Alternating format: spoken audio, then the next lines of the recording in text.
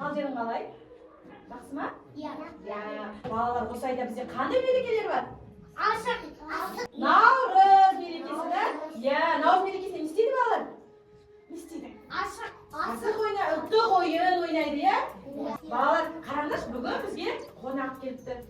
Нұрбергеннің әкесі бізде бүгін қонақта. Ол кісі бүгін сіздерге ұлттық ойындар жөнінде түсіндіретін болады. Тыңдаймыз ба?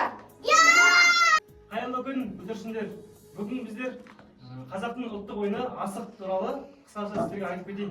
Асық көне ата бабаларымыз қойдан, сиырдың сирағынан асық ойлап тапқан. Ол асық тек сіздерге ойын ғана емес, бұл дәлдікті және адамның ойнау қабілетін арттыру үшін жақсы ойындар ойлап тапқан. Сол ойындарды бірге ойнайды. Ойнаймыз ба балалар? Иә. Бүлдіршіндер, сіздерге бес табан ойынын түсіндірейін. Көнде асық тұрады, 13 асық тұрады.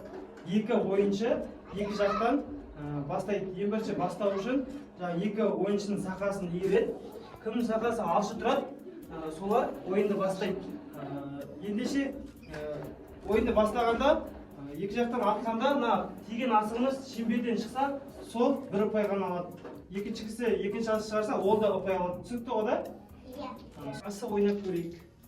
Асық былай ұстаймыз, сосын бүйтіп атамыз тегіз өрік. Түсінді ме? Бәрекелді.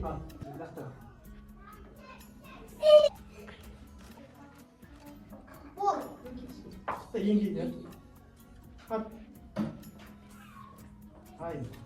Ал ендеше қыздармен ойнап көрейік.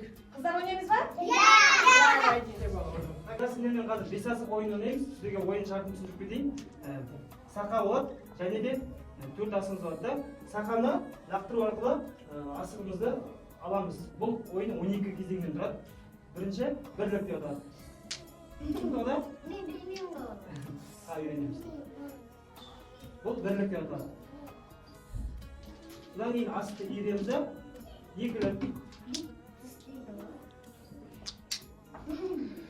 Осылай кедей береді. Түсінікті ғой? Ойнап көреміз ба? Иә.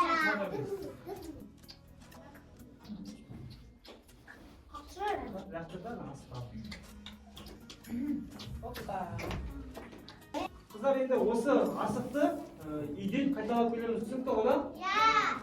Бүгін бізде қонақта кім болды? Иә? Нұрбергеннің әкесі болды, иә? Біздер үйрендік па ойнап? Үйрендік. Бізге келген қонаққа не айтамыз?